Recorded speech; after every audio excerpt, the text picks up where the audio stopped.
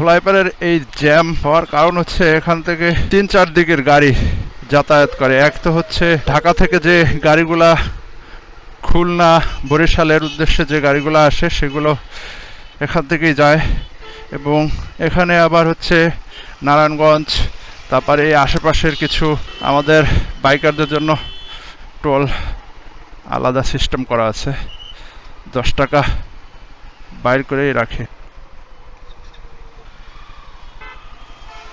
দেখি লম্বা সিরিয়াল, এক লম্বা সিরিয়ালে আছে।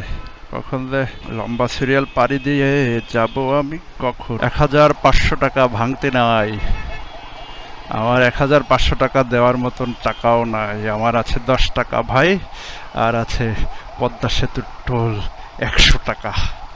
এছাড়া আমি তোমাকে বাবা টাকা দিতে পারবো না। ও তেল ভরার টাকা আছে, তেল ভরার টাকা আছে, তেল ভরার টাকা কি আমি দিব? তেল ভরার টাকা তো দেওয়া যাবে না। এ তো গেল টোল দেওয়া।